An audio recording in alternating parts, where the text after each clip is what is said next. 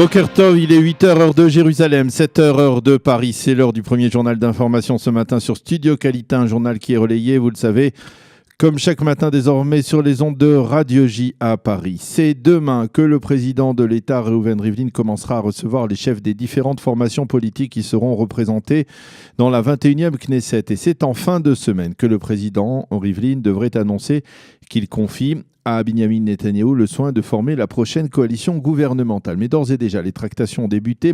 Il semble que le partenaire de la coalition le plus coriace sera Avigdor Lieberman et son parti Israël Beiteinu, un parti qui multiplie de jour en jour les exigences au sein de la nouvelle droite qui n'est pas sûre d'entrer à la Knesset, ou en tout cas qui n'est pas entrée à la Knesset pour l'instant. Eh bien, il faut savoir que les rumeurs circulent sur un départ d'Ayelet Shaked de la formation qui a été créée par Shaked et par Naftali Bennett. La ministre de la Justice sortante, qui est très populaire dans les rangs de la droite nationaliste en Israël, reçoit de nombreuses sollicitations afin de rejoindre au plus vite le Likoud.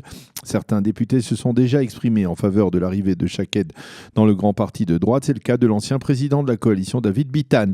Dans l'entourage de Naftali Bennett et d'Ayelet Shaked, on dément les rumeurs de tension entre les deux chefs de file de la nouvelle droite et l'on affirme que l'on se focalise pour l'instant sur les vérifications des comptes de voix. Je vous rappelle qu'il manque à la nouvelle droite 1400 voix pour franchir le seuil d'éligibilité.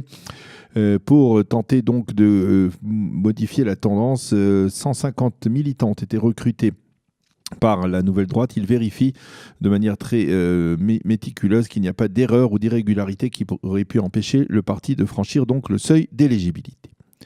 Le président brésilien Jair Bolsonaro a tenu durant la nuit à clarifier les propos qu'il a prononcés durant le week-end, des propos qui ont provoqué une vive colère en Israël et dans le monde juif. Lors d'une rencontre avec des évangélistes, le président brésilien a dit, en faisant allusion à sa récente visite au mémorial du Yad Vashem à Jérusalem, même si l'on peut pardonner aux nazis, on ne peut oublier ce qu'ils ont fait.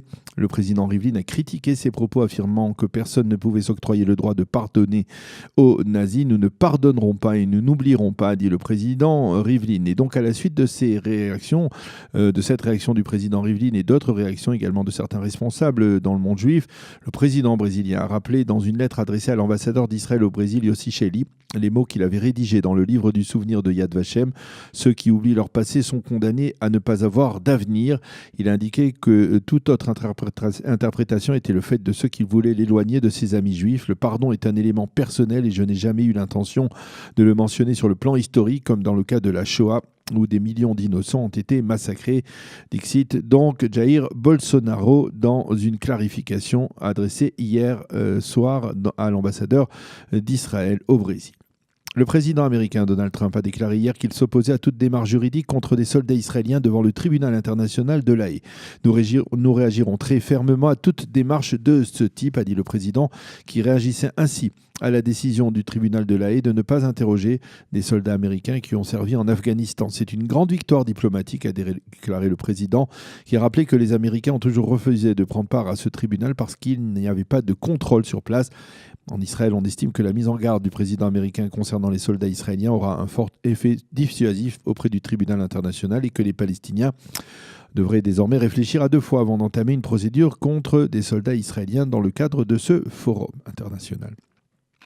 Et puisque nous parlons des Palestiniens, sachez que Mahmoud Abbas a déclaré hier soir que les pays arabes qui avaient été tenus au courant de la teneur du plan de paix américain de Donald Trump, le fameux deal du siècle, ont annoncé qu'il le repoussait et s'alignait ainsi sur la position des Palestiniens. Abbas a fait cette déclaration lors de la présentation de son nouveau gouvernement, un gouvernement qui a donc prêté serment. La sonde spatiale Bereshit aura une suite qui s'appellera Bereshit 2. C'est toujours à l'initiative du milliardaire Maurice Kahn et philanthrope qui avait déjà fourni la majeure partie du financement du premier projet. Un second programme spatial va donc voir le jour. Maurice Kahn a en effet promis de réunir avec d'autres philanthropes les fonds nécessaires pour poursuivre l'aventure et ce dans les plus brefs délais. La première réunion de ce deuxième forum de Bereshit aura lieu aujourd'hui. Nous allons poser le drapeau d'Israël sur la Lune, a promis hier Maurice Kahn. Et pendant ce temps, les préparatifs en vue de la fête de Pessah battent leur plein, en particulier dans l'armée israélienne. On a annoncé qu'en perspective de la fête, Tsahal avait acheté quelques 13 tonnes de poissons, 50 tonnes de viande, 65 tonnes de matzot. Et pour le Seder, les soldats israéliens recevront en dessert 60 000 pots de mousse au chocolat. Ils pourront également consommer durant la fête 17 tonnes de gâteaux cachers, les Pessar bien entendu. La météo pour terminer, le temps sera ensoleillé sur l'ensemble du territoire israélien. Il fera aujourd'hui 21 degrés à Jérusalem, 23 à Tel Aviv et 31 degrés à Eilat. C'est la fin de ce premier journal d'information sur Studio Kalita. La suite de notre programme dans quelques instants.